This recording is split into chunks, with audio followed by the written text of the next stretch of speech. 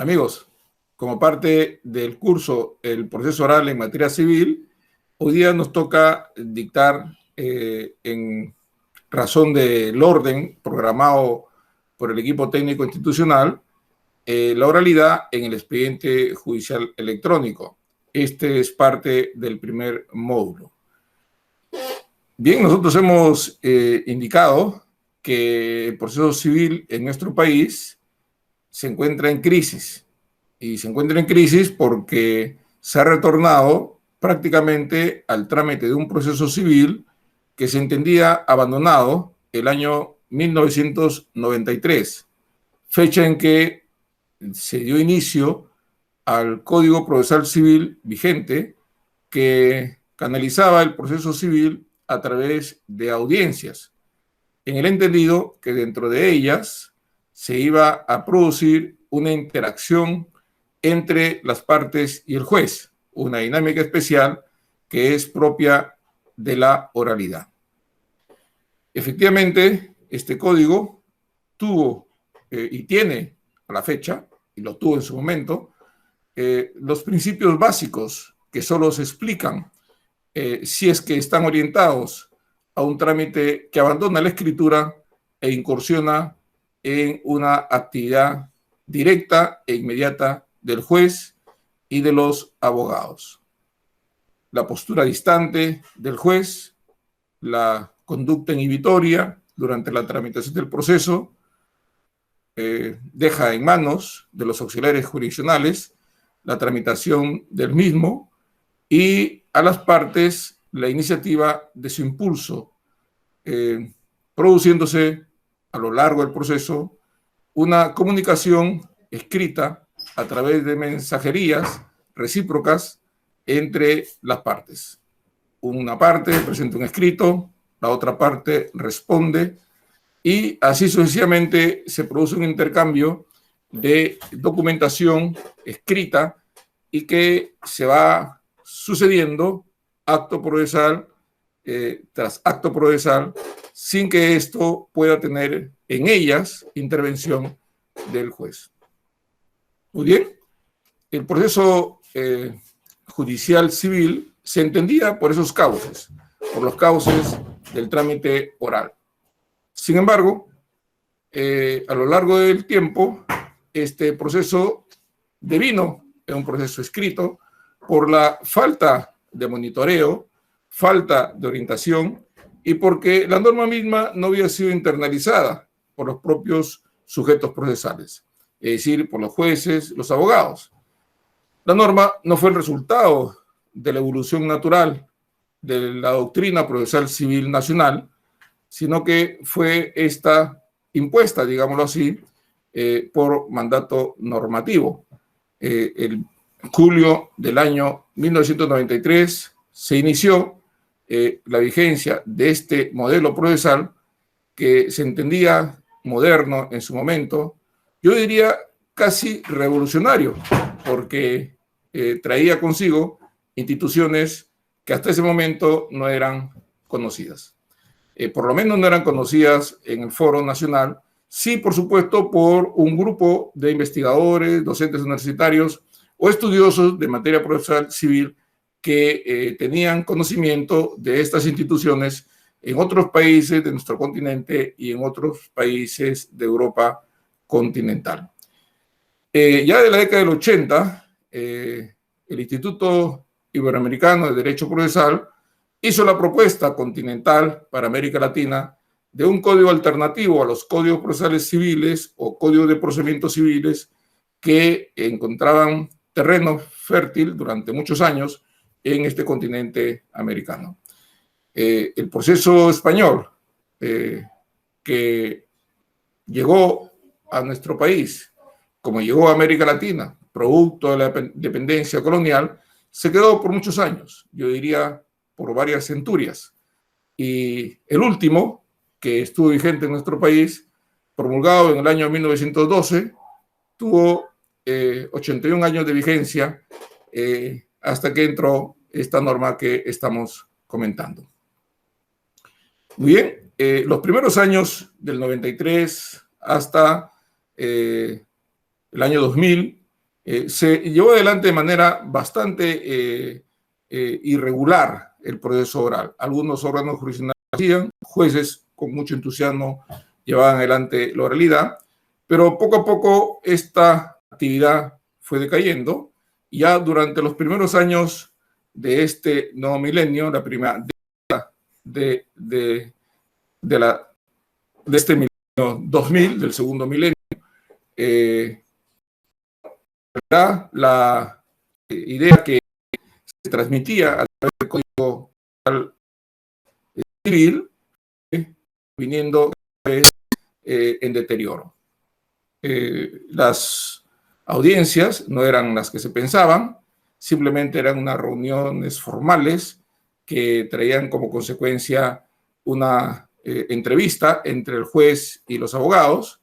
Los abogados se ratificaban en su demanda, el demandante y los de la parte demandada se ratificaban en su contestación, en sus escritos, respectivamente, y cuando el juez se dirigía a ellos, les decía que cualquier pedido que quisieran presentar deberían de hacerlo por escrito. Estas audiencias, que eran meras formalidades, fueron generalizándose y se convirtieron en unas meras reuniones intrascendentes, improductivas y que en realidad constituían una pérdida de tiempo, produciéndose, por supuesto, una pérdida de su razón de ser. Desde el año 2007-2008 se entiende modificado el Código Procesal Civil y se suprimen audiencias importantes que constituían en su momento, ya no en esos años, sino antes, en los primeros años de vigencia del Código, que estaban presentes tanto en el proceso abreviado como en el proceso de conocimiento. Eran las audiencias de conciliación, la audiencia de saneamiento probatorio y fijación de puntos controvertidos, que constituían en realidad la fase en el escenario donde el juez debería, junto con las partes, construir el proceso para dejar expedito y llegar a la audiencia de pruebas o la audiencia de juzgamiento. Al desactivarse en el año 2007-2008 estas audiencias, no se hizo sino más bien poner el toque final del proceso oral, formalmente hablando, con estas modificatorias legislativas. Y se quedó consagrado ya el proceso civil como un proceso escrito. Y se encontraron ya presentes todos los males, todo lo malo que pueda dar a luz el proceso escriturado, que se suponía olvidado en el año 93, renació.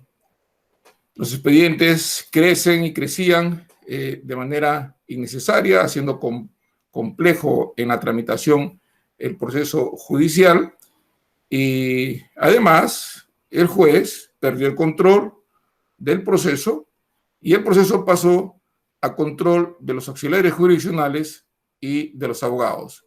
El juez, como se conocía ya años atrás, era simplemente un observador, cuidando, por supuesto, la tramitación ordenada del proceso, pero era un simple observador, no se involucraba en la actividad procesal porque éstas estaban en manos de los escritos o de las documentaciones que las partes remitían al órgano jurisdiccional y de la atención que de estos daba el secretario para luego dar cuenta al juez.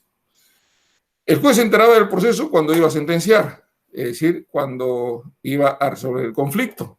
Luego de varios años, ausente a lo largo del tiempo, el juez de cada uno de los procesos se enteraba de ellos cuando emitía la sentencia.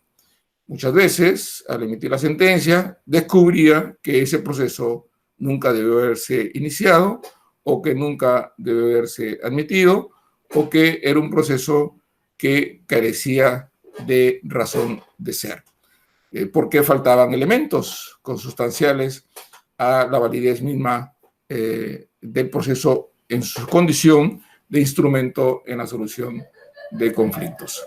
Entonces, esta presencia de la escritura en el proceso civil se agravó debido a que prácticamente el control que el juez debería tener sobre el proceso en cuanto a su tramitación se vio diluido en el tiempo. Y tenemos hasta ahora un proceso escrito con un instrumento que se supone tenía por objeto una tramitación bajo el marco de la oralidad. Hace un par de años se difundió un documental que daba cuenta de la desastrosa situación en que se encontraban los despachos judiciales civiles en la Corte Superior de Justicia de Lima. Esta información que fue transmitida en los medios de comunicación puso en evidencia algo que ya se conocía años atrás: la enorme saturación de los expedientes judiciales en los despachos de los jueces civiles en la Corte de Lima. Los expedientes regados en los pasillos, los archivos totalmente saturados, que no tenían espacio para ubicar más expedientes, tuvieron que ubicarse en los pasadizos y en las ventanas del edificio, que se puedan ver desde afuera, porque los expedientes estaban prácticamente cubriendo casi la totalidad del escenario del despacho judicial que ocupaban en los pisos 13 y que ocupan en la actualidad los pisos 13, 14, 15 del edificio que se encuentra en el Parque Universitario conocido como Edificio Alzamora Valdés, que hace muchos años fue el Ministerio de Educación. Bueno, hoy día vamos a hacer una reflexión sobre varios temas vinculados al proceso civil. Lo que acabo de mencionar es simplemente una introducción para explicar o compartir con ustedes estas reflexiones. Voy a hacer uso de las diapositivas. Bien, oralidad y el expediente judicial electrónico. El comentario que hice hace un momento está referido a la oralidad. Bueno, ahora vamos a ver cómo la oralidad es un elemento importante para habilitar los órganos jurisdiccionales a la presencia del expediente judicial electrónico. Algunas breves reflexiones. Ya he comentado cuál es el escenario. Vamos ahora a tratar de reflexionar unas 8 preguntas. Están aquí. Voy a ser bastante rápido porque estas preguntas son las que cotidianamente se formulan por parte de los abogados, de los litigantes y del público en general. Y la primera pregunta es: ¿por qué se debe implementar ahora la oralidad civil en el Poder Judicial de Perú? Bueno, en realidad la oralidad, decíamos hace un momento, se inició en el país en julio del año 93. Por un tiempo funcionó y luego devino en el proceso escrito. ¿Y por qué debemos retornar a la oralidad civil? Porque la oralidad es un medio de comunicación natural que se produce entre personas que quieren transmitir información, o tienen que intercambiar impresiones, o tienen que comunicarse algo que es de interés común, ¿no? El proceso judicial es un proceso que encierra o encarna un conflicto de tipo personal. No encuentro una relación más personal que la relación jurídica que se produce en el proceso. Y cuando estamos hablando de comunicación interpersonal, se entiende que la comunicación más adecuada es la comunicación oral, que es la forma más natural de comunicación que tienen las personas. Y se aprovecha esta forma de comunicarse para que podamos extraer de manera dinámica los fundamentos, los argumentos que cada una de las partes tienen, para que el tercero, en este caso el juez, pueda obtener esa información.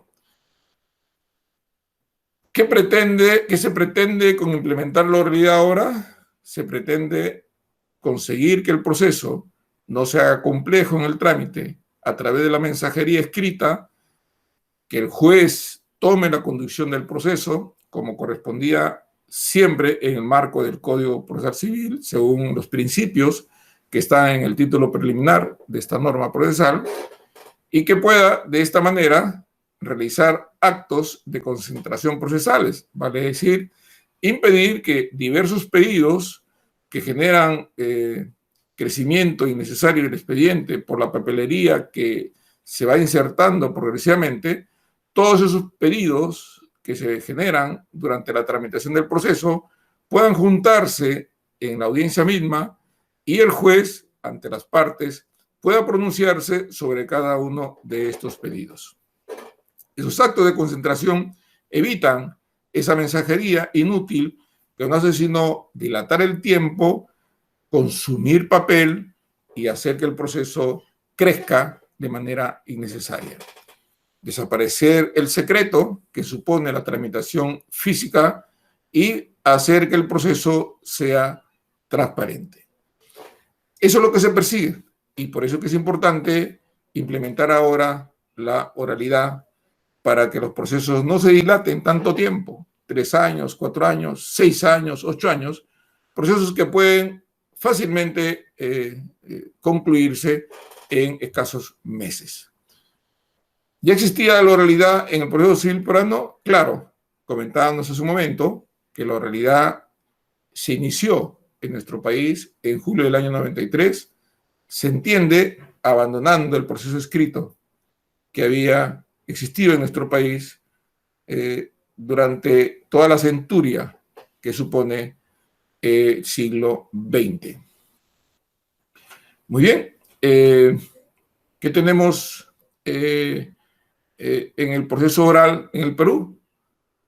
Solo encontramos tramitación o comunicación oral. La oralidad es el único método o medio de comunicarse. No, como todos sabemos, la comunicación entre seres humanos también es una comunicación escrita, pero si tuviéramos que escoger cuál es la comunicación idónea en un proceso donde el conflicto es interpersonal, diríamos que la comunicación oral es la más apropiada. ¿Es acaso correcto afirmar que la comunicación escrita no sirve para nada en un proceso judicial o que debe desecharse íntegramente la comunicación por escrito? No. La comunicación escrita tiene sus virtudes, tiene sus ventajas. Permite una comunicación hecha sobre la base de una preparación tranquila, calmada del emitente, quien redacta el documento sin que exista la perturbación natural de lo espontáneo, pensando claramente en los términos de la comunicación, utilizando los adjetivos o los nombres o las palabras más apropiadas, creando los párrafos que permitan dar un mensaje el más indicado según la intención del emitente y que el mismo no pueda ser distorsionado con una palabra mal puesta o con una palabra mal dicha como consecuencia del momento. Esta preparación del documento escrito en la tranquilidad de la oficina o del domicilio permite, por supuesto, un trabajo sereno. Pero esta comunicación es una comunicación impersonal, aun cuando tenga un destinatario, porque el que se comunica por escrito primero lo escribe y luego lo remite, y el destinatario lo recibe, por supuesto, y lo lee después.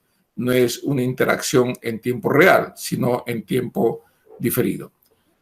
¿Y para qué fases del proceso resulta útil esta comunicación escrita? Para 2 momentos del proceso judicial. Cuando las partes inician el proceso judicial, es decir, cuando se presenta la demanda y se contesta, que es la etapa, la primera etapa del proceso, la etapa postulatoria del proceso, y la etapa final, la sentencia, que es la que el juez emite cuando decide cuál de las partes le corresponde el derecho en controversia. El juez, por supuesto, al momento de redactar la sentencia, aun cuando ya haya comunicado a las partes el sentido de su decisión, él presentará a las partes ya redactada con las reflexiones correspondientes en la tranquilidad de su despacho, la redacción completa de los argumentos por los cuales declara el derecho a una de ellas. Se entiende que esta comunicación es del contenido, de los fundamentos, de los argumentos que soportan jurídicamente su fallo, porque se entiende que el sentido de la decisión y algunos de los argumentos fundamentales fueron dichos ya ante las partes. Vale decir, las partes ya conocen el sentido de la decisión y solo esperan recibir por escrito los fundamentos de su fallo. Esos momentos son los momentos donde aparece la escritura. Y esos momentos son, por supuesto, muy importantes, porque cimentan, sin lugar a dudas, las reflexiones, los argumentos, en el primer caso, de las partes, y en el segundo caso, del juez. Entonces, a la tercera pregunta, ¿en el sistema de oralidad civil en el Perú incluye actividad escrita? Sí, en esos dos momentos. ¿Y qué pasa entre la etapa postulatoria y la etapa decisoria? En el interín, ¿qué tramitación sigue el proceso? En el interín sigue el proceso por audiencias, sigue el proceso con oralidad. De modo que cuando alguna de las partes quiere formular un pedido y lo hace por escrito, el proveído que recae sobre ese escrito, luego de haberse convocado la audiencia, es que ese escrito se dé cuenta en audiencia.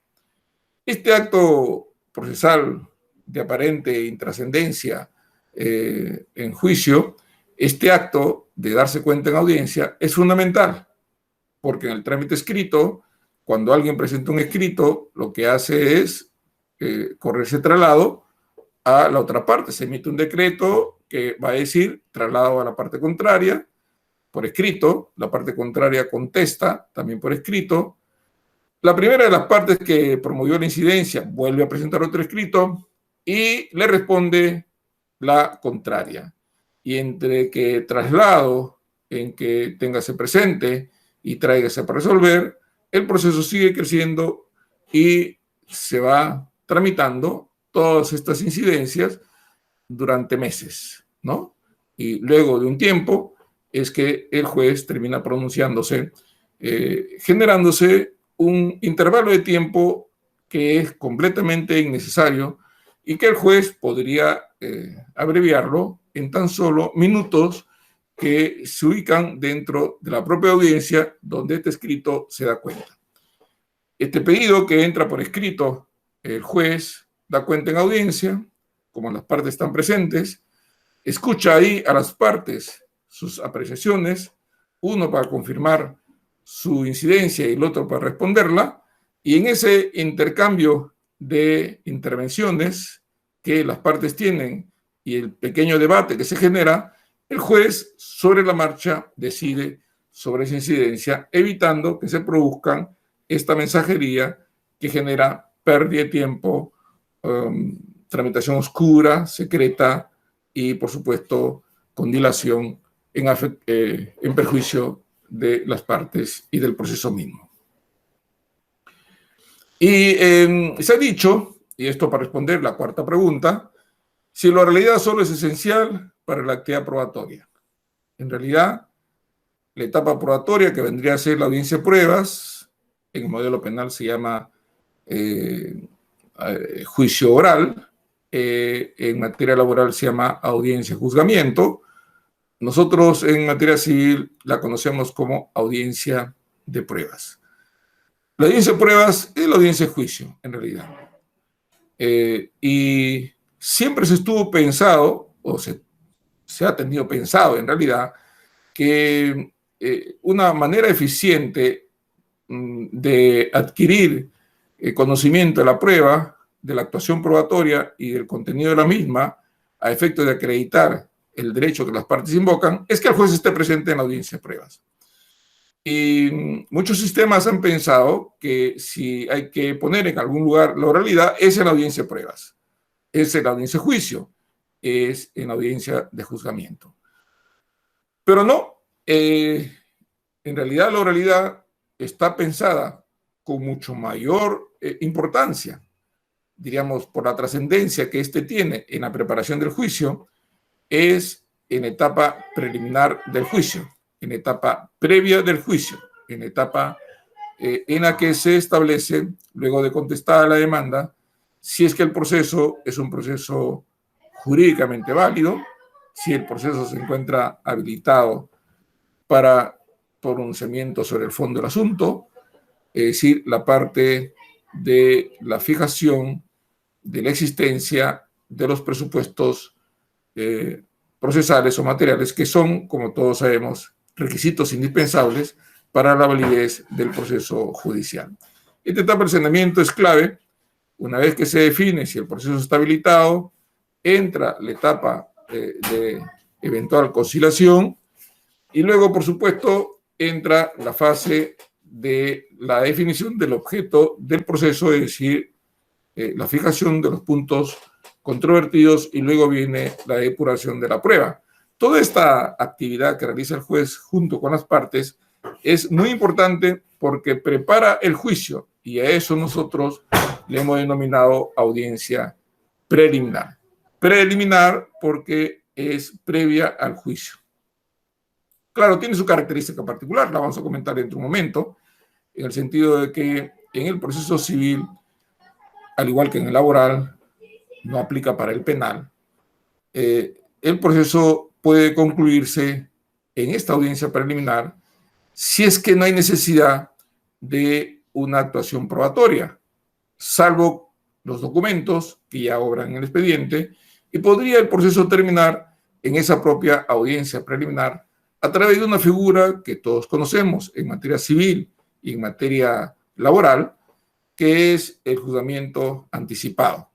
No necesitamos ir a la audiencia de pruebas para tener una sentencia.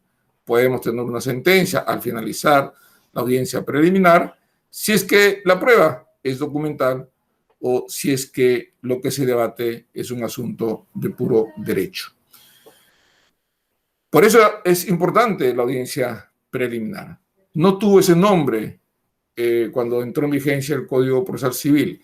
Sí tiene ese nombre en el proyecto de reforma del Código Procesal Civil, que ya se encuentra publicado en la página web del Ministerio de Justicia y que probablemente entre para el debate en el próximo Congreso de la República.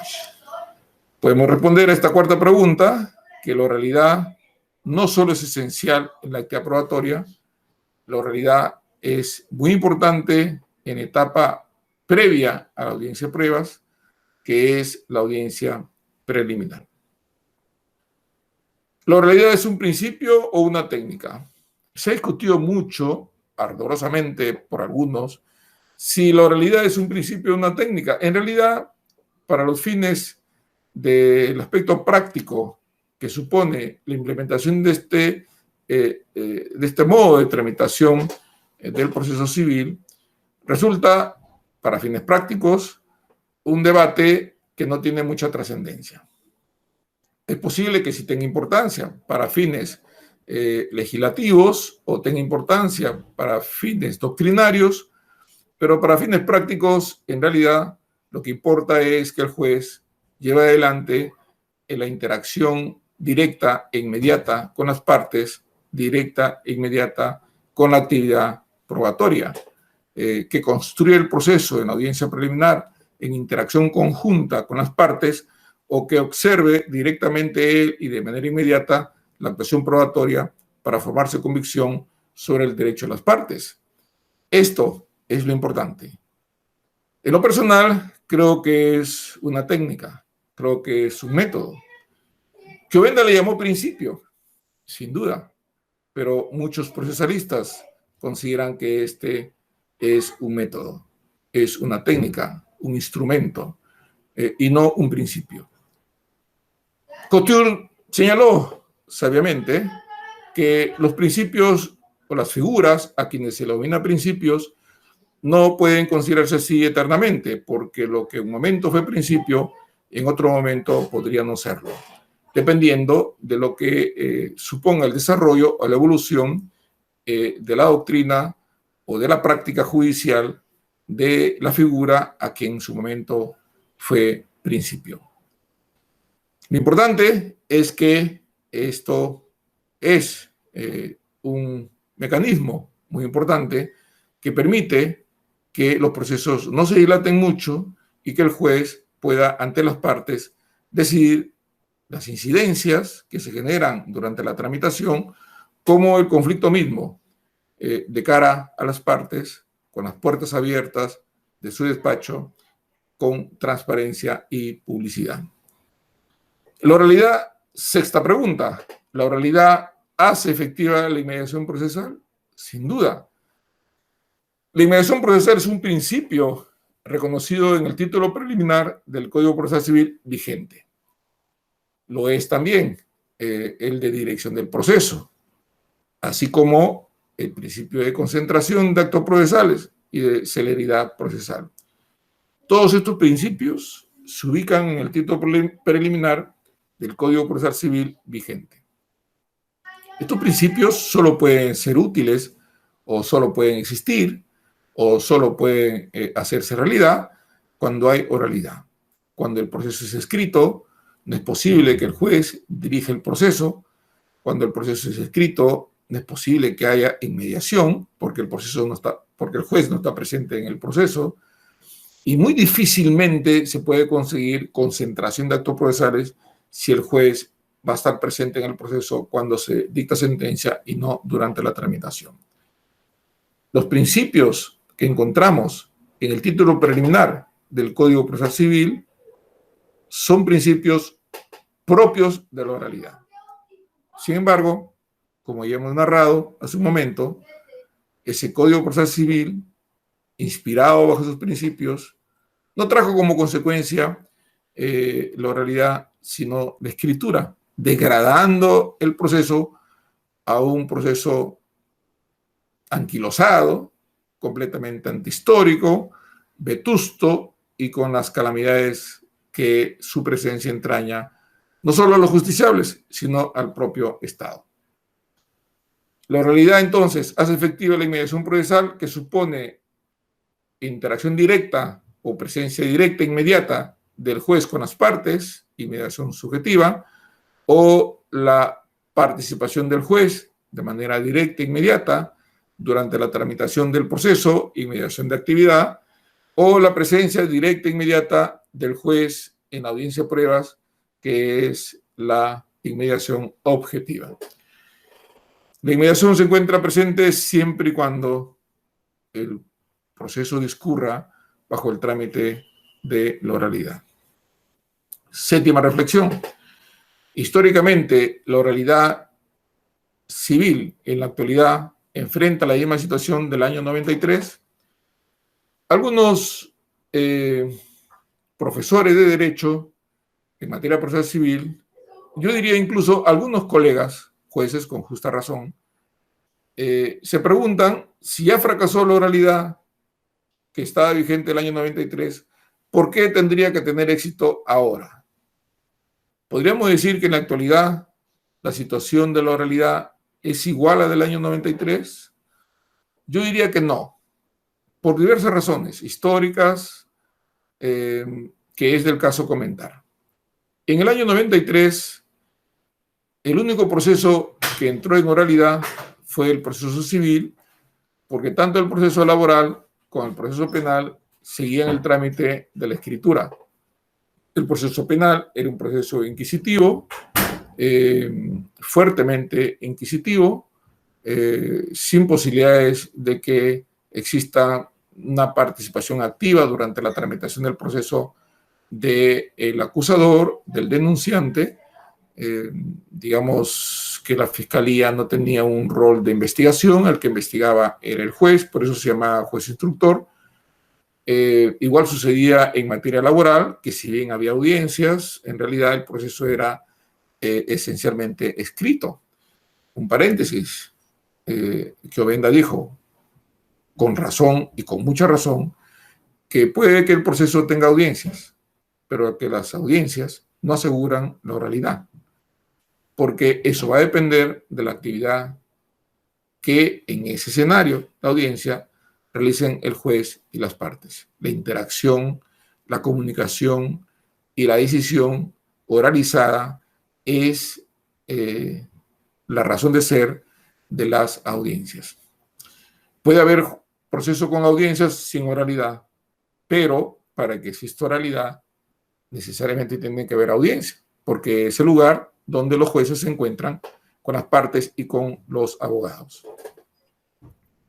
Bueno, en el proceso civil que nació el año 93, las instituciones eran casi desconocidas, no habían sido estudiadas en las aulas universitarias.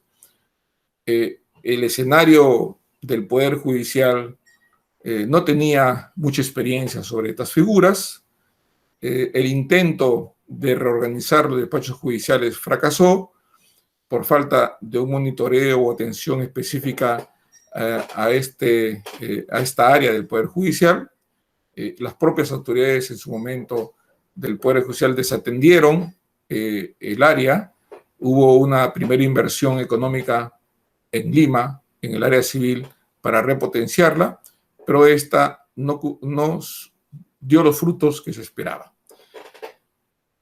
En realidad, no hubo un impulso y la ley fue, diríamos así, literalmente impuesta para que los jueces y los abogados la apliquen, desconociéndola casi en un 80%. No puedo decir que era un proceso judicial moderno. Decíamos hace un momento que era un proceso judicial buscado en Europa continental desde la década del siglo XX, 20-30, que Ovenda pugnó por la oralidad en Italia. En Francia se instaló en la década del 20-30. En los últimos años del siglo XIX se instaló la oralidad en el norte de Europa. Frank Klein llevó precisamente la tramitación del proceso civil bajo los cauces de la oralidad en países vinculados o cercanos a la Alemania de esa época. Muy bien. ¿Qué escenario tenemos ahora? Bueno, desde el año 2006 se implementa en el Perú un cambio radical del proceso. Se inicia en algunas cortes un nuevo diseño del proceso penal, marcado con la presencia de la oralidad y la existencia de un Ministerio Público investigador. El juez dejó de investigar, dejó de ser investigador del delito y eso pasó al Ministerio Público. Por supuesto, el juez se convirtió en un juez de garantías. Los requerimientos del fiscal para realizar su investigación correctamente lo hace el juez. Estos incidentes los atiende el juez de manera puntual y luego, por supuesto, las garantías que pueda pedirle al juez una de las partes o la parte que está siendo objeto de investigación ante los excesos que pudieran presentarse por la investigación del Ministerio Público, y el juez concede tutela de derechos a los investigados, procesados o no, en respuestas puntuales. Se convierte en un juez de garantías, ¿no? Ya no es el juez instructor, ya no es el juez investigador. Y luego, por supuesto, de la investigación que realiza el fiscal, entra a la etapa del juicio oral. Los jueces entran al juicio oral precisamente con conocimiento de la acusación y el resultado de la investigación que tiene el Ministerio Público. El escenario completo de la dinámica del proceso penal cambió radicalmente a un proceso, por supuesto, distinto, que se conoce como un proceso garantista, impregnado en la parte judicial de la oralidad. Se rediseñaron los despachos judiciales y hubo una inversión, y hay actualmente una inversión del Estado peruano y del Ministerio de Justicia, inversión fuerte, un acompañamiento a la implementación de esta norma procesal penal. Por otro lado, en el año 2010 se inicia en el Poder Judicial, en el área laboral, la implementación de la nueva ley procesal de trabajo. Ya no es tan nueva, pero en su momento lo fue, que trajo consigo la oralidad y el rediseño de los despachos judiciales. El rediseño de los despachos judiciales significa el abandono del despacho tradicional, donde el juez tiene a su cargo 14 o 13 o 10 auxiliares jurisdiccionales y él tiene que administrar sus recursos humanos y sus recursos logísticos. Él tiene que ver si los secretarios llegan a tiempo, si salen temprano o se van tarde, si falta papel, si falta tinta, si se malogró la máquina, si falta personal, si el local le queda muy chico, que hay sobrecarga. Todo eso lo tramita el juez en el despacho tradicional. En el despacho contemporáneo, como consecuencia de la oralidad, tanto en el proceso laboral como en el proceso penal, se generaron estas formas novedosas de organización judicial. Estamos hablando de los despachos corporativos, en la que el juez se desprende de su individualismo y se incorpora a un equipo de jueces que se dedican única y exclusivamente a conocer los expedientes desde que empieza hasta que termina, a través de su intervención en las audiencias de manera directa. Se desdobla el despacho y los secretarios y auxiliares jurisdiccionales pasan a formar parte del sector que apoya a la labor jurisdiccional. Esta parte de los despachos judiciales que se concentran como consecuencia de la fusión de varios órganos jurisdiccionales, separando la función del juez, la de los auxiliares, esta de los auxiliares queda a cargo de un administrador. Y él se encarga de ver toda la parte logística, sea de recursos humanos, sea de recursos materiales o propiamente logísticos, para atender de mejor manera la labor del juez. Y el juez se dedica exclusivamente a hacer la función para la cual fue nombrado, es decir, la de ser juez. Y como se consume mucho tiempo estando ahí en la labor de ser juez, en las audiencias, resolviendo en audiencias, dictando sentencias, programando sus audiencias o preparando las mismas, deja que la parte administrativa, para la cual él no está preparado, el juez no está preparado para ser administrador, el juez está preparado para resolver causas, para resolver conflictos, eso se deja a un administrador. Esto funciona en el área laboral, funciona en el área penal y por supuesto que funciona también en el área civil, donde se ha incursionado en la oralidad. ¿Cuál es el escenario actual? Que la oralidad ya no es novedad en el Poder Judicial de Perú. Yo diría que no es novedad en América Latina. Si bien en el año 93 Perú fue uno de los primeros países que implementó la oralidad en el área civil, luego de Uruguay, que lo había hecho años atrás, pero fue uno de los primeros de los que implementaron la oralidad en el proceso civil en el continente americano. Incluso antes que lo implementara el Reino de España, que fue el año 2000, o sea, 7 años antes, ¿no? Y por supuesto, era un elemento desconocido, como comentamos en su momento. En ese momento, no era parte de nuestra vida cotidiana en materia jurisdiccional. Ahora sí lo es. Los jueces civiles, al ver el desastre en el que había devenido el proceso civil, observando cómo es que tienen relativo éxito en materia laboral, la oralidad, y lo tiene también en materia penal, la oralidad, y teniendo un código que tiene inspiración en oralidad, los propios jueces civiles hace unos 2 años y medio decidieron llevar adelante la oralidad aprovechando los propios fundamentos, digamos, principistas del Código Procesal Civil y un vestigio legal que le permita al juez convocar audiencia y esclarecimiento de hechos para convocar a las partes, en realidad, a una audiencia que es la audiencia preliminar. Vamos a ver más adelante en qué consiste esta audiencia preliminar. Entonces, ¿la diferencia cuál es? Que mientras que en el año 93 la oralidad fue impuesta con un conjunto de instituciones procesales desconocidas para muchos, conocidas por pocos, y que en el año 2019, la oralidad está presente en el Perú por muchos años y está presente en América Latina también por muchos años.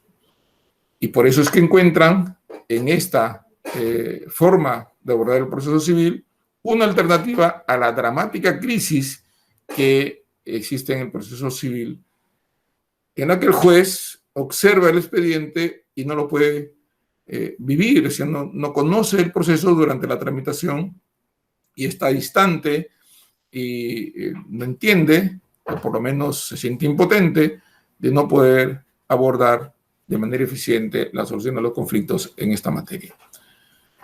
Hay pues un elemento clave diferenciador. El juez es el que impulsa, se compromete, lleva adelante una tramitación que fue abandonada en nuestro país, pero que existe en otras áreas de nuestro Poder Judicial. Y propuso al Consejo Ejecutivo que se implemente y se escale a nivel nacional este método. Efectivamente, el Consejo Ejecutivo decidió llevar adelante la transformación, la reforma de los hechos, diríamos una transformación pretoriana, porque es de origen judicial. No hemos esperado que el legislador dicte una norma que diga convoca esa audiencia preliminar. El juez, con la cobertura administrativa y jurídica del Consejo Ejecutivo del Poder Judicial, se autorizó para que los jueces, llevando adelante el retorno a la oralidad, puedan convocar a una audiencia preliminar para que realicen ahí lo que la ley dice que la hagan en sus oficinas, pero que harán exactamente lo mismo. La diferencia va a ser que lo que dice el Código Procesal Civil es que resuelvan el saneamiento y los puntos controvertidos en las 4 paredes de su despacho, y en este caso lo que hace el juez en la audiencia es abrir sus despachos para hacer exactamente lo mismo, pero ante las partes. En lugar de él firmar esas resoluciones ante los secretarios, sin que nadie se entere, caldo de cultivo del mercado negro propicio para la corrupción, y transparentar, decir, eso mismo lo voy a hacer abriendo las puertas e indicando a los abogados que vengan, para que delante de ellos o escuchándolos podamos nosotros decidir sobre estos puntos importantes que construyen el proceso judicial. El escenario no es el mismo, las condiciones son las mismas, por eso es que el éxito está presente, porque los impulsores de este programa, de esta transformación, son los propios jueces, ¿no? Cosa distinta sucedió en el año 93. ¿Cuál es el futuro de la oralidad en el Perú? Creo que es un futuro promisorio. Las 35 Cortes Superiores de Justicia de la República, digamos 34 porque hay una corte que es la Sala Penal Nacional, que ve solo materia penal, 34 cortes que conocen de materia civil. Los jueces de esas 34 cortes han levantado, cada uno de ellas en sus respectivas cortes, actas. Los jueces civiles han suscrito actas, dirigiéndose al presidente de su corte, comprometiéndose para ir adelante la oralidad en sus propios despachos y pidiéndole al presidente que se comunique con el Consejo Ejecutivo para que su corte en materia civil sea incorporado a este proyecto nacional de oralidad. Tenemos ya las 34 Cortes Superiores. El 100% de las Cortes Superiores de Justicia de la República han solicitado voluntariamente incorporarse al proceso oral en materia civil. Por supuesto que esa es su voluntad, pero la implementación se hace poco a poco porque no queremos que esto sea flor de un día, en el sentido de que se inicia y luego decae. No, hay un equipo técnico nacional que está monitoreando, está acompañando, está prestando ayuda técnica y, de ser el caso, ayuda logística en aquellas áreas que se pueden dar, dado los recursos económicos limitados que tiene el Poder Judicial. Ya hay 16 Cortes Superiores en las que ya está funcionando la oralidad. Funciona en Arequipa, funciona en Lima, funciona en La Libertad, funciona en Ica, funciona en el Santa, etc. En realidad, 16, y funcionará a partir del 23 de julio en Apurímac, y luego seguirá Tumbes, y así sucesivamente. Las cortes que faltan se implementarán en lo posible en el presente año. Ese es el futuro práctico de la realidad. Pero nosotros no nos hemos quedado con los brazos cruzados en la parte normativa, porque hemos impulsado un proyecto de ley para que se modifique la norma y se autorice formalmente la audiencia preliminar para hacer efectivos los apercibimientos que por ahora no se pueden hacer, toda vez que eso supone una exigencia normativa. También, por supuesto, si ustedes leen el proyecto de reforma del proceso civil en nuestro país, que ya en su texto final se encuentra, decíamos hace un momento, publicado por el Ministerio de Justicia, y hay un texto muy interesante que tiene todo el compendio del nuevo texto del Código Procesal Civil, incorpora la audiencia preliminar tal cual como se implementa ahora por parte de los jueces. Ese es el futuro, la creación pretoriana de los jueces en relación a la oralidad son la garantía de que este proyecto debe tener, y de hecho lo tendrá, el éxito que corresponde.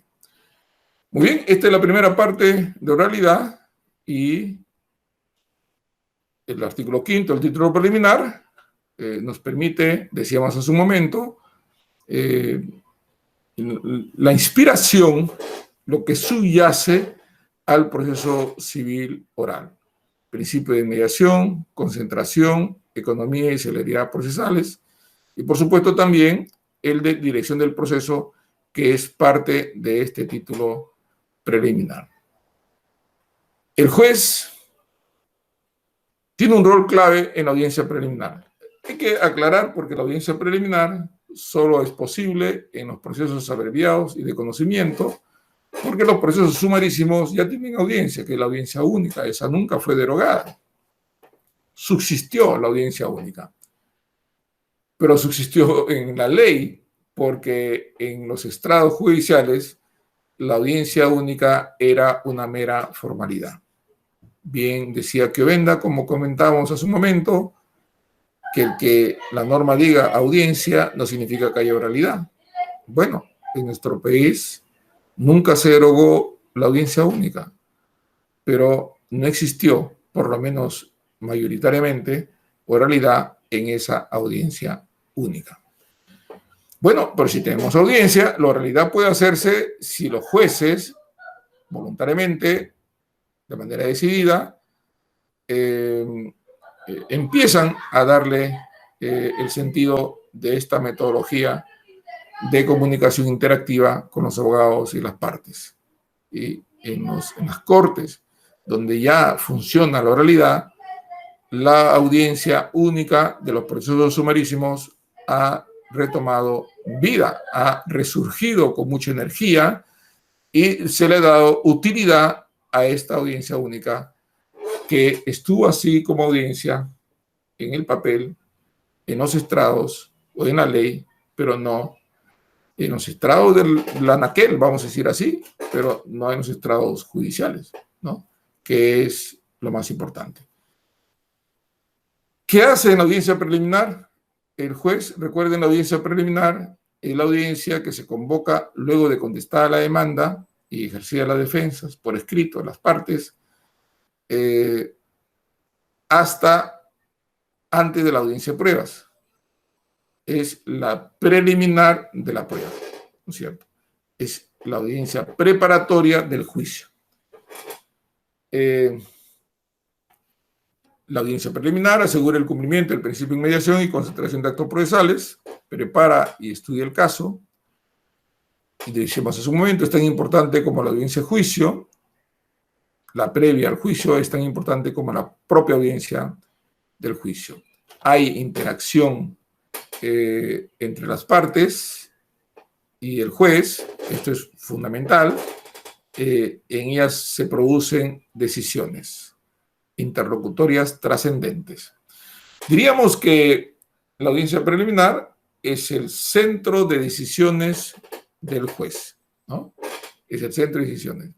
Y en esta audiencia preliminar, que es previa al juicio, previa a la audiencia de pruebas, el juez es muy activo, muy dinámico, interactúa con las partes, no es abstencionista, por el contrario, permanentemente interactúa con las partes. Yo diría que interactúa con las partes con mucho mayor intensidad que en la propia audiencia de pruebas, ¿no? ¿Qué cosa decide el juez en la audiencia preliminar? Saneamiento del proceso, es decir, se pronuncia por las excepciones que las partes hayan formulado, las defensas previas promovidas, decide finalmente si el proceso se encuentra habilitado para un pronunciamiento sobre el fondo, si tiene todos los requisitos de validez de la relación jurídica procesal. Si el juez establece que eso es así, continúa a la siguiente etapa. Si el juez establece que no, concluye el proceso. ¿Por qué inútilmente iríamos a la sentencia si la sentencia va a decir que es improcedente porque falta un requisito que debió haberse detectado en la audiencia de saneamiento? Esa es una primera función de la audiencia preliminar. Miren, es el centro de decisiones. El juez va a decidir sobre las incidencias, nulidades, oposiciones, sobre la marcha. En la propia audiencia decidirá. Decide también, junto con las partes, escuchando las partes, perdón, él decide, escuchando las partes, sobre los puntos controvertidos. ¿Es importante fijar los hechos controvertidos? Sí, no solo porque está en la ley, o no solo porque está en la norma que fija los puntos controvertidos, sino porque es clave para la depuración de la prueba. Tiene que identificarse, por razones de metodología, claramente en torno a qué hechos está el debate. Hay hechos que son aceptados por las partes, no hay debate. Hay hechos que la parte no lo contradijo, no hay debate. Si un hecho es contradicho por otra parte, hay debate, hay punto controvertido, y la prueba va a estar en función del punto controvertido. Entonces, la prueba será pertinente si es que tiene vinculación directa con el punto controvertido. Podría tener vinculación indirecta, digamos, los sucedáneos, ¿no? O la prueba indiciaria, pero tiene que tener vinculación con el punto controvertido para que sea una prueba pertinente. Todas aquellas pruebas que están desvinculadas con el punto controvertido son impertinentes y no pueden ser admitidas. Esa depuración de la prueba es muy importante para asegurarse que en la audiencia de pruebas vaya lo esencial y no lo innecesario. Se pronuncia sobre las cuestiones probatorias, que son objeciones que una parte formula contra la prueba de la contraria.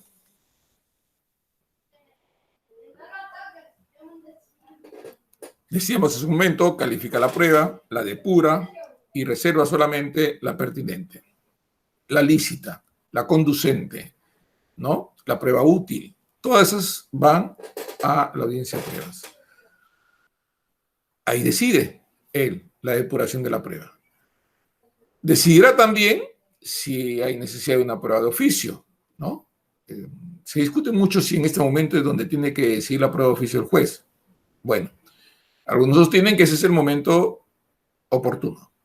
Pero hay quienes sostienen que el juez puede dictar una prueba de oficio también en la audiencia de pruebas, dependiendo si ahí advierte algo que le causa duda sobre los hechos en materia de la controversia y sobre lo que las partes han traído al proceso. Él puede dictar una medida que suponga una prueba de oficio, ¿no? Claro, en esto hay que seguir el 10º pleno casatorio, publicado hace unos meses, en la que la Corte Suprema establece reglas para la actuación de la prueba de oficio en el proceso civil.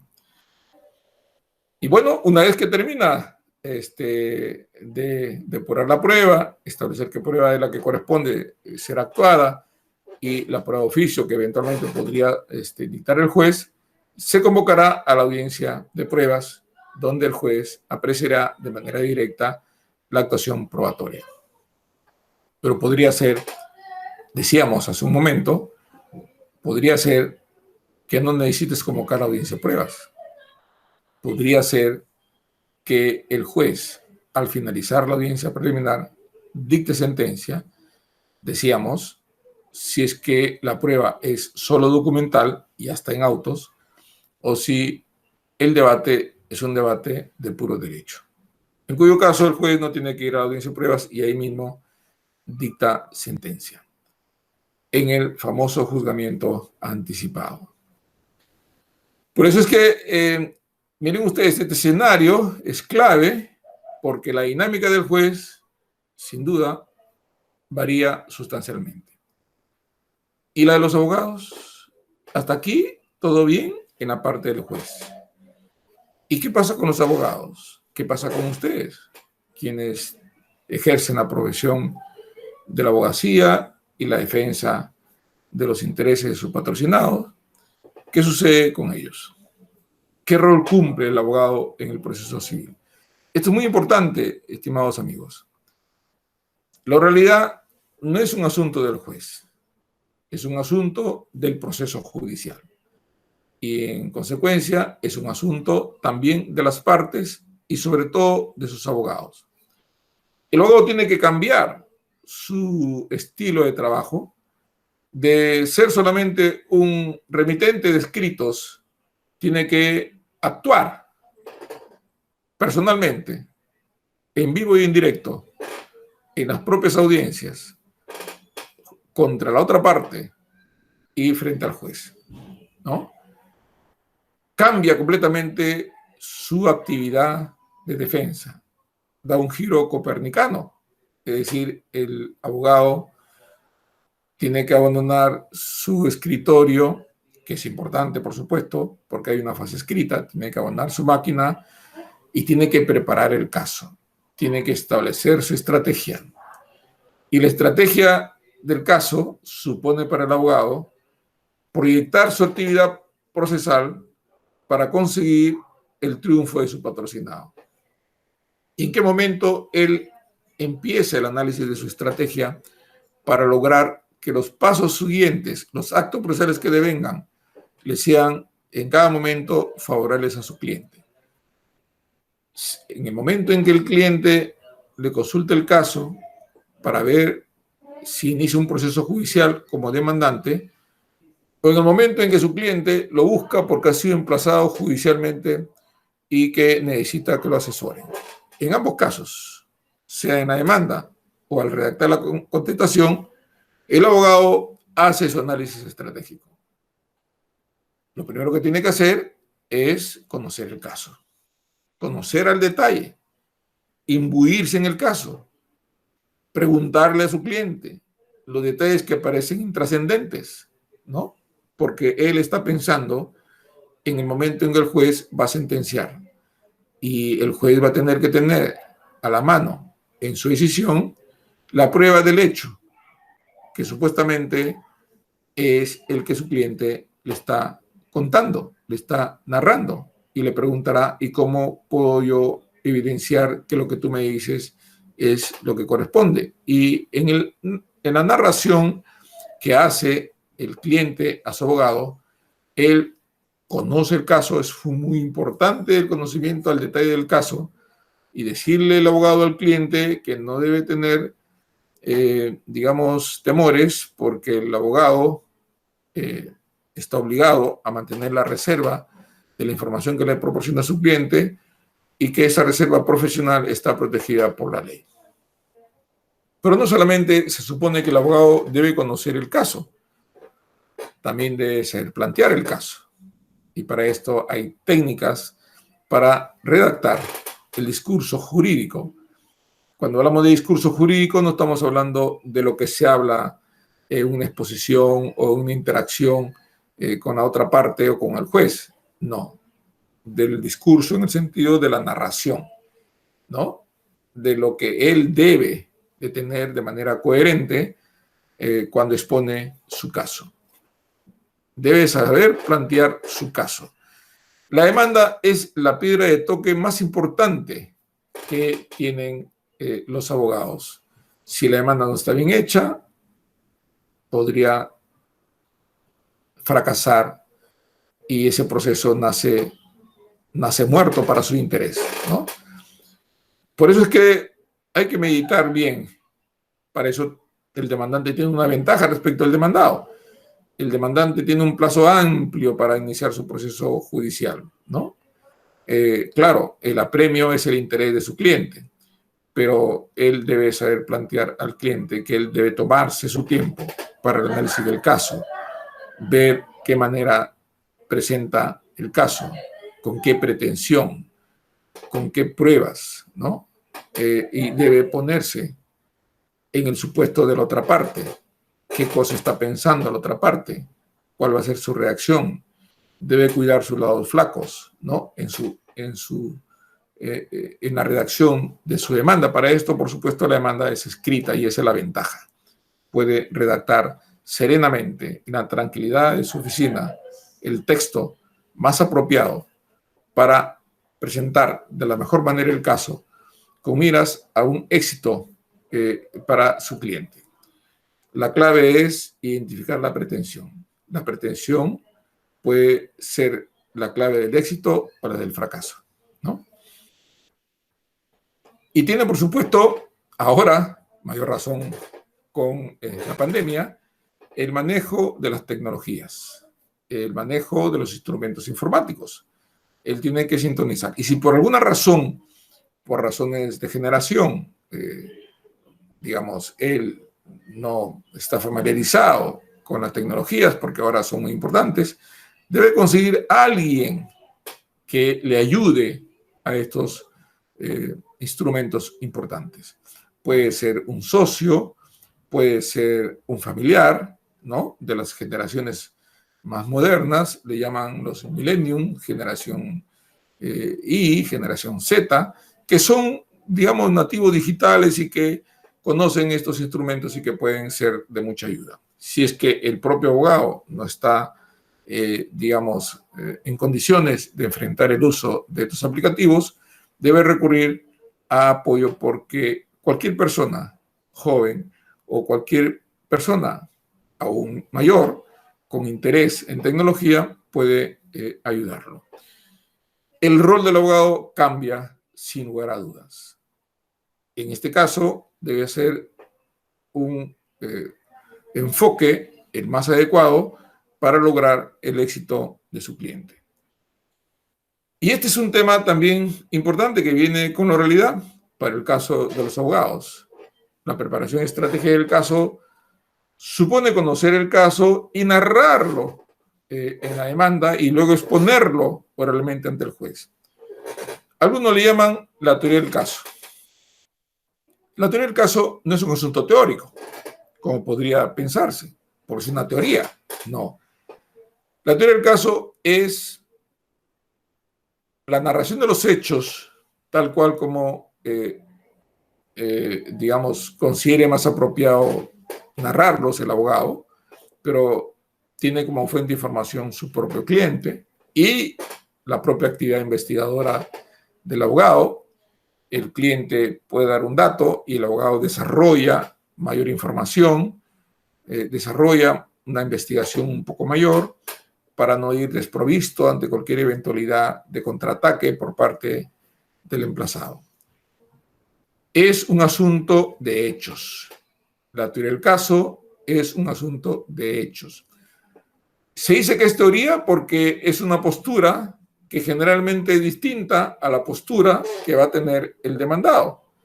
Entonces diríamos que el demandante tendrá una teoría y el demandado tendrá otra teoría.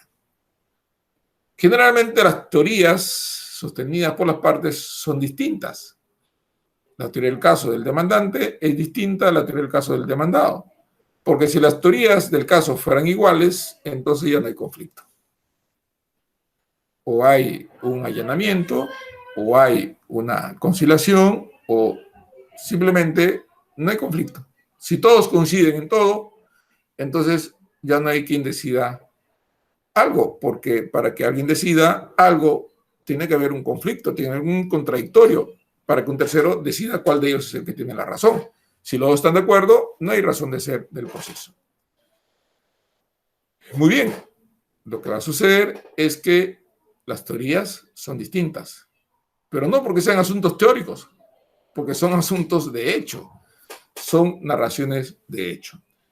Pero no solo son narraciones de hecho, muy importante, y esa es la labor del abogado, y para eso se le contrata, es el conocimiento del derecho. Es decir, el abogado hace la calificación jurídica del hecho que le narra a su patrocinado, ubica la figura jurídica, la institución jurídica en el texto normativo y puede él conseguir el supuesto de hecho de la norma para conseguir el efecto jurídico apropiado para su cliente. Y él tiene que darle el ingrediente jurídico a la narración de los hechos. Calificación jurídica de los hechos o la identificación de la figura jurídica que se acopla precisamente a los hechos narrados en su demanda o en su exposición en los alegatos de entrada o los alegatos de clausura por parte del abogado en la propia audiencia. Esta preparación estratégica del caso, decimos, es la herramienta metodológica que permite al abogado ordenar sus ideas, diferencias, lo deseado de lo probable y orientar acciones y toma de decisiones para la defensa que ejercerá de su patrocinado. Identificar el respaldo jurídico, decíamos hace un momento, establecer las normas, los precedentes vinculantes, la doctrina que sustenta su propia versión de los hechos para poder darle un buen respaldo a la postura judicial de su patrocinado. ¿Cuál es la estrategia? Sin duda, estar en mejores condiciones durante el proceso para poder tener la oportunidad en su momento de convencer al juez sobre la justeza de su pretensión. Y finalmente, el abogado tiene que traer la prueba, ¿no? Es decir, la teoría del caso se compone hechos narrados coherentemente, de manera sencilla, muy importante, entendible por cualquiera, sin llegar a lo vulgar, en términos jurídicos, narración de hechos coherente, lógica, inteligentemente redactados, con un discurso coherente, la identificación del respaldo jurídico, o sea, el derecho, hechos, derechos y la prueba, es decir, la prueba de los hechos. Solo así él puede entrar muy bien estructurado en la defensa de su cliente. Se dan cuenta que el abogado ya tiene que ir preparando su caso. Si no se prepara, va directo al fracaso y con él traerá a su cliente al mismo sitio, al fracaso. Tiene que preparar el caso. Depende cómo presente su demanda. Depende cómo arme su estrategia. De lo contrario, muy difícilmente asegurará el éxito de su cliente. Muy bien. Y esto es algo fijo, inflexible. La estrategia y el camino es algo que estará ahí inmutable. No. Esto puede cambiar. Por supuesto que dependiendo cómo avance el proceso, decía Goldsmith, Jane Goldsmith decía que el proceso es una situación jurídica que es dinámico, cambiante, son un conjunto de expectativas, de esperanzas procesales que las partes tienen, porque una cosa es el proceso cuando empieza en etapa postulatoria y otra cosa es el proceso cuando ya va a dictarse sentencia. En una recién están expectativas, pero pueden suceder muchas cosas durante el proceso y el abogado tiene que estar atento para poder acomodar sus actos a la estrategia inicialmente planteada. Sobre todo que el abogado del demandante debe imaginarse cómo sería o hacer un pronóstico de cuál sería la teoría del caso del demandado. Y en función a eso, él va a plantear una estrategia original, pero luego que el demandado contesta la demanda y conoce certeramente cuál es su teoría del caso, el demandante va a adecuar a la nueva situación su estrategia, ¿no? Y si él ofrece una prueba y la prueba no resulta la eficacia que él pensó, y por el contrario, otra prueba del demandado, su contraria, o la parte contraria, sí tiene una eficacia que él no esperaba, él tiene que seguir adecuando su estrategia para darle el cauce que corresponde dentro de lo que pueda ser imaginable a la luz de lo que las partes dijeron en la etapa postulatoria. Nada nuevo aparecerá después, conocida la etapa postulatoria. En cuanto a los hechos, sucederán cosas nuevas en cuanto a resultados, pero en cuanto a los hechos quedan fijados en la etapa postulatoria y ya no pueden entrar, salvo que, bueno, existan hechos nuevos que están previstos de manera excepcional en el proceso, pero sobre lo que sucedió en la etapa postulatoria es lo que va a seguir después. En este proceso no solamente es el juez quien se prepara, de hecho que el juez debe prepararse. No vamos a hablar acá de la preparación del juez porque eso es un asunto del juez. En esta oportunidad estamos hablando de lo que corresponde al abogado. El juez hará el famoso case management, el abogado hará su teoría del caso. Y esa es la teoría del caso que comentamos.